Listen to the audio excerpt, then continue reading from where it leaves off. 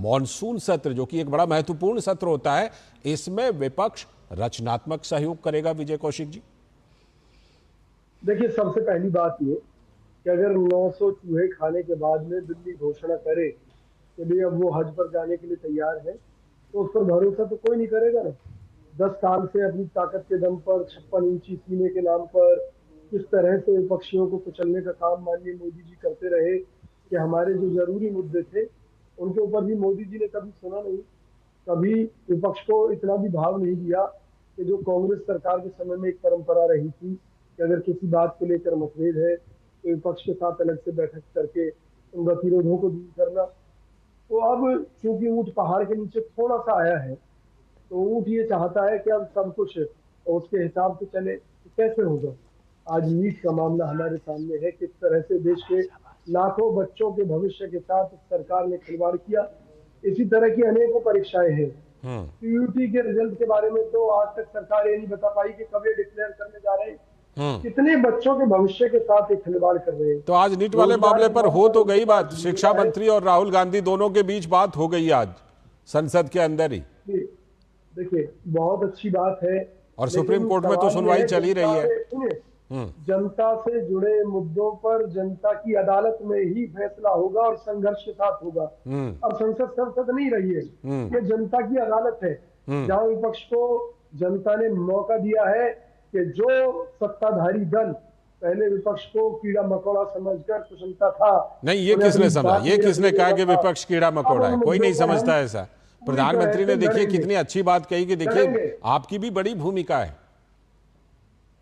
देखिए बगला भगत क्या है।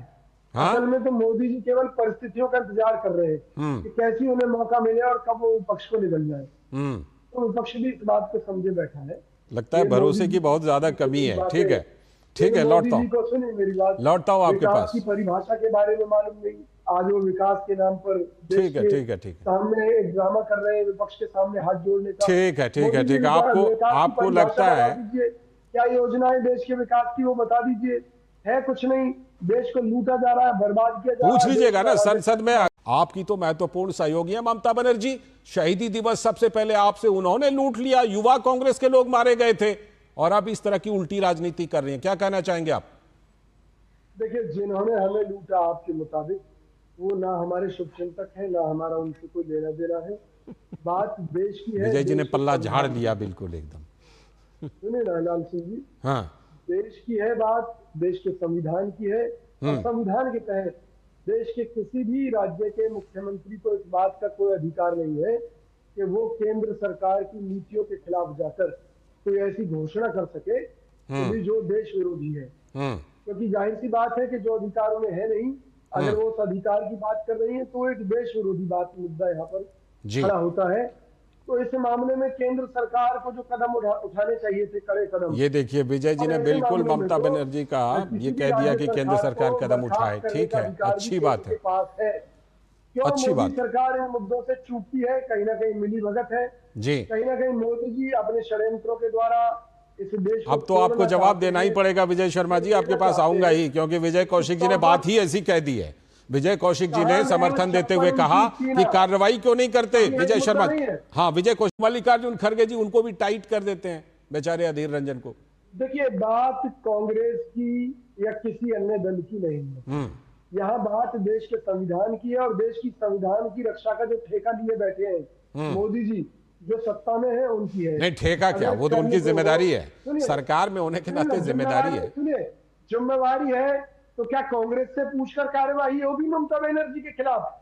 कल को अगर ममता बनर्जी हत्या कर देती है किसी की, ठीक है, तो कांग्रेस से पूछने आएंगे कि अरे विजय जी, सबसे ज्यादा संविधान खतरे बंगाल में किसने खतरे में संविधान है? पार्लियामेंट में पता है इस चीज को? बिल्कुल, ठीक है। राहुल गांधी जी से पूछकर करते हैं क्या? जब चंदा वसूली के लिए मोदी जी उद्योगपतियों पर छापा डालते हैं, तो क्या राहुल गांधी जी से मंजूरी लेकर करते हैं?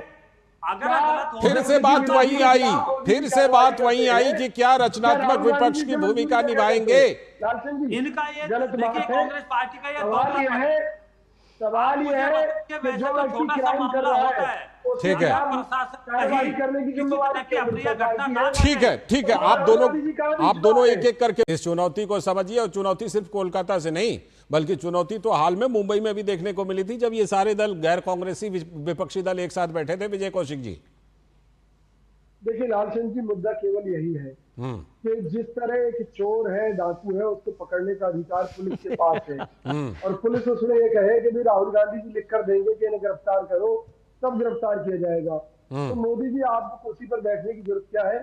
आप हम ये इतना साधारण नहीं है विजय कौशिक जी। ये मामला इतना साधारण इसलिए नहीं है क्योंकि आप संविधान का हवाला देते हैं। ये मामला इतना साधारण इसलिए नहीं है क्योंकि आप संविधान को माथे पर लेकर घूमते हैं, इसलिए ये इतना साधारण नहीं है। नौटंकी कर रहे हैं, आपसे पूछा जाएगा। रक्षा की जिम्मेवारी उनकी है और विजय शर्मा जी, आ रहा हूं। की धज्जियां उड़ाई जा रही है।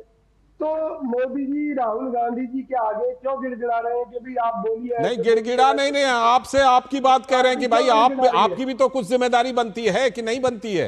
हमारी जो जिम्मेदारी है ना, जिस दिन हमारे हाथ में ताकत होगी, हम ममता बनर्जी की सरकार को उखाड़ फेंकेंगे। और जहां तक शरणार्थियों की बात है, इस देश में कोई भी अवैध ठीक है, आपने अपनी वही वाली बात दोहराई है। विजय